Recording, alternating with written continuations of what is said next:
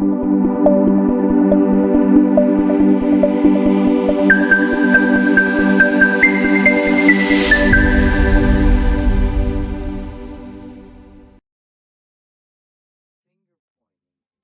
and welcome to the Dos and Don'ts YouTube channel. If you're a parent or caregiver to a little one, feeding your baby can feel like a mix of joy and confusion. What's safe? What's not? And how do you make the best choices for your baby's health? Well, you've come to the right place. In today's video, we're diving into the do's and don'ts of baby feeding foods to avoid and safe choices for babies under 1 year. From their first tiny bites to their growing appetite, we'll cover everything you need to know about feeding your baby. Plus, stay tuned because I've got a bonus tip to make baby feeding simpler and stress-free for you. You won't want to miss it. Before we begin, don't forget to like this video, subscribe to our channel, and hit the notification bell so you never miss helpful tips for raising healthy, happy kids. Let's get started. The very first do on our list might seem obvious, but it's the foundation of healthy eating for your little one. Always start with breast milk. Think of it like laying the groundwork for a strong and healthy house. You gotta have a solid foundation. Breast milk is truly a miracle worker. It's packed with essential nutrients and antibodies that help build your baby's immune system, protecting them from those little bugs that seem to pop up everywhere. It's like a warm hug, providing comfort and nourishment all in one. And the best part is, it adapts to your baby's needs as they grow.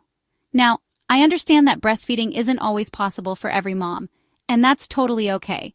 If, for any reason, breastfeeding isn't an option, it's okay to consider alternatives, even though they can't fully replace the benefits of breastfeeding.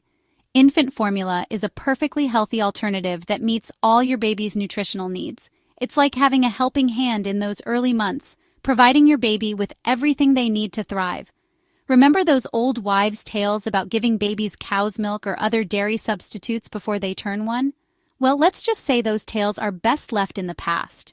These substitutes lack the proper nutrients that your baby needs and can be hard on their little digestive systems. Alright, y'all, let's talk about when to introduce solid foods.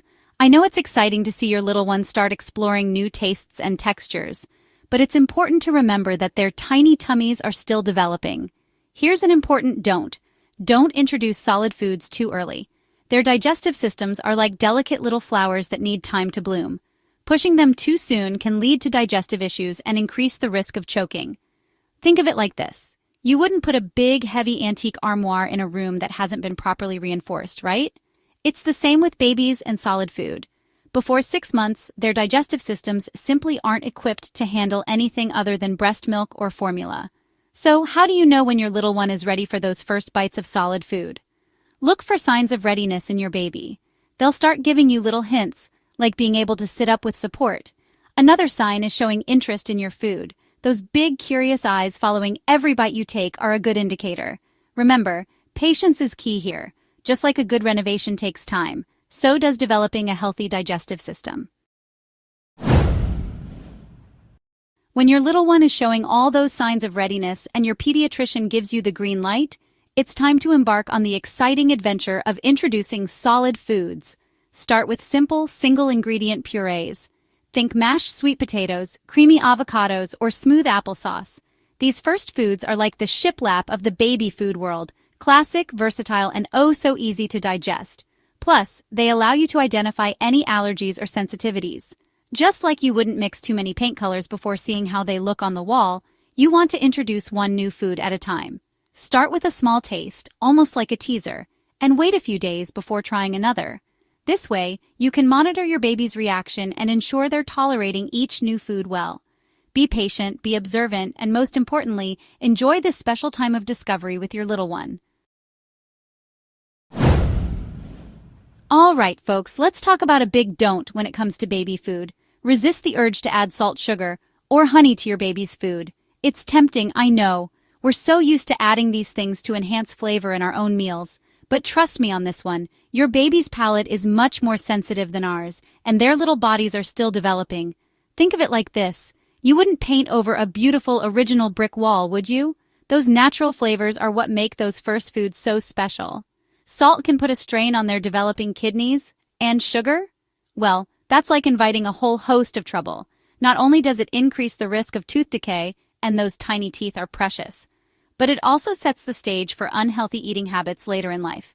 Honey, in particular, is a big no-no for babies under 1 year. It can contain spores of a bacterium that can be harmful to babies, leading to infant botulism, a rare but serious illness.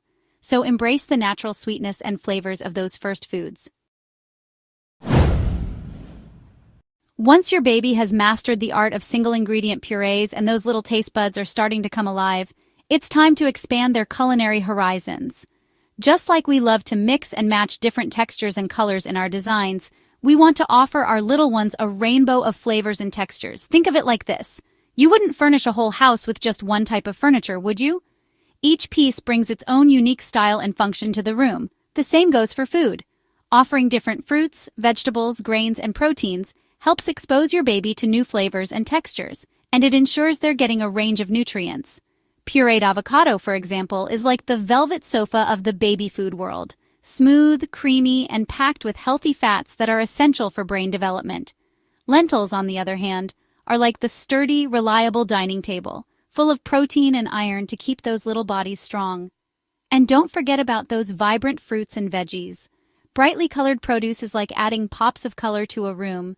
They make mealtime more exciting, and they're packed with vitamins and antioxidants. Remember, variety is the spice of life, and it's never too early to start building a foundation for a lifetime of healthy eating habits. Now, as your baby graduates from purees to more textured foods, it's time to talk about an important safety tip: avoiding choking hazards. Just like we take precautions to make our homes safe for little ones, we need to be mindful of the foods we offer them. Common culprits include whole grapes, nuts, popcorn, and chunks of raw vegetables. These foods might seem harmless, but they can easily get lodged in those tiny airways. Think of it like this. You wouldn't leave small objects lying around that a baby could easily put in their mouth, would you? Always cut food into small, manageable pieces and supervise your baby while they're eating.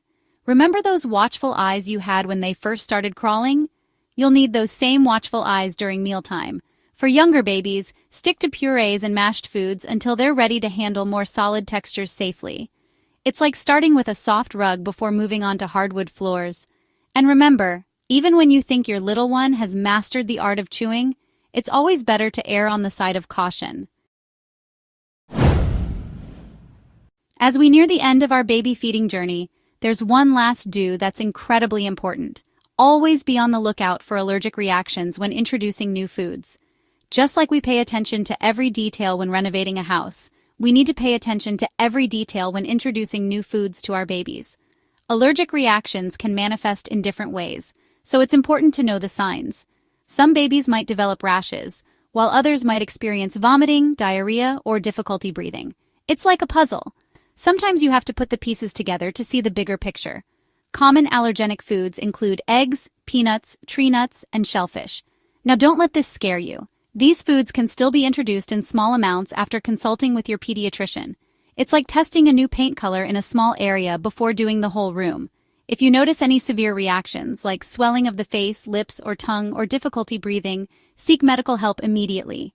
Remember, just like every renovation project has its challenges, so does parenthood. But with a little knowledge and a lot of love, we can navigate these challenges and create a healthy, happy environment for our little ones to thrive. Now, before we wrap up, we have some bonus tips for you. These tips can make your baby feeding journey smoother and more enjoyable. First, always feed your baby in a calm and distraction-free environment. This helps them focus on eating and recognize their hunger and fullness cues. Think of it as creating a serene space for a special activity, much like setting up a cozy reading nook. You want your baby to associate mealtime with comfort and attention, not chaos and distraction. Secondly, be patient and persistent. Babies might need to try a new food multiple times before they accept it. Don't be discouraged if they reject it the first few times. It's like introducing a new hobby to them. Sometimes it takes a little while for them to warm up to it. Keep offering a variety of foods and textures, and eventually, they will develop a taste for them. Remember, the goal is to cultivate a positive and relaxed attitude towards eating, making each mealtime a delightful experience for both you and your baby. there you have it, the do's and don'ts of baby feeding foods to avoid and safe choices for babies under 1 year. I hope these tips help you feel more confident about feeding your baby and setting them up for a lifetime of healthy eating habits. Just like creating a warm and inviting home, feeding your baby should be a joyful experience. It's about nourishing their little bodies and creating happy memories around the table. If you found this video helpful, don't forget to like, subscribe, and hit the notification bell so you don't miss out on more parenting tips. Thanks for watching, and I'll see you in the next video. Bye for now.